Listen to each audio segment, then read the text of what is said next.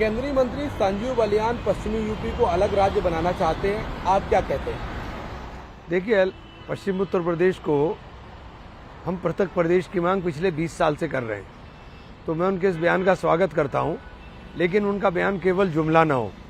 चूँकि केंद्रीय मंत्री हैं, इसलिए लगता है कि उनकी जबान के अंदर वजन होगा, और अगर उन्होंने इस बात को तय किया है तो हम इसका स्वागत करेंगे कि पश्चिमी उत्तर प्रदेश बने। संजीव सोम का कहना है कि पश्चिमी यूपी में मुसलमानों की संख्या तेजी से बढ़ रही है, अगर पश्चिमी यूपी अलग राज्य बनेगी तो हिंदू अल्पसंख्यक हो जाएंगे, आप क्या कहेंगे? ऐसे अज्ञानी व्यक्तियों के बारे में ना बात करना चाहता। पहले उनको ज्ञान के अंदर अपनी वृद्धि करनी चाहिए, सारी जानकारी और सारे तथ्य जुड़ा लें। पश्चिम उत्तर प्रदेश के अंदर रहने वाले लोग पिछले 40 साल से संघर्ष कर रहे हैं कि उनके न्याय उनको मिल सके। न्याय के लिए 750 किलोमीटर दूर जाना पड़ता है। एक हम लोग बेंच की मांग कर रहे थे, पश्चिम उत्तर प्रदेश में हाईकोर्ट की बेंच मिल जाए, वो नहीं मिली।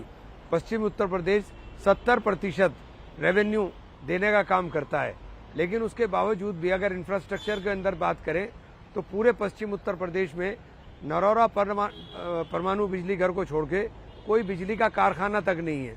तो हमारे दिया हुआ जो हम लोग पैसा देते हैं उसके सापेक्ष में हमें वापसी कितना मिलता है, अगर ये देखेंगे तो आंकड़े अपने आप में खुद गवाही देंगे कि हम लोगों के साथ अन्याय हो रहा है। हमें राजनीतिक रूप से जब सरकारें बनती हैं, मैं किसी एक सरकार की बात नहीं कर रहा हूं, जब सरकारें बनती हैं राजनीतिक रूप से उतनी भागीदारी हमें नहीं मिलती जितनी हमारी हिस्सेदारी होनी चाहिए।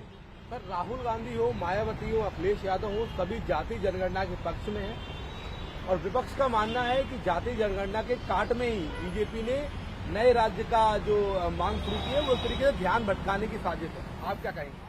देखिए, अगर ध्यान भटकाने की साजिश है तो ये बहुत गलत है, जनता इनका खामियाजा उठाएगी।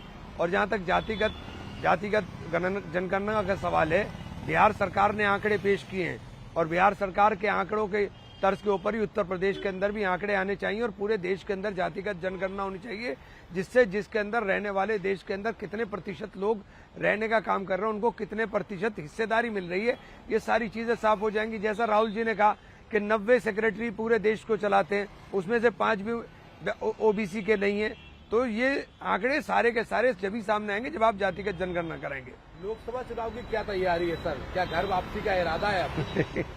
देखिए, आने दीजिए, समय होगा, और हम लोग तो, हमारे लोगों ने कहा है चुनाव लड़ने के लिए, तो हम तो तैयारी में लगे हैं, और जिस तरह भी होगा अपना हम लोग अच्छे नतीजे लाने की कोशिश करेंगे।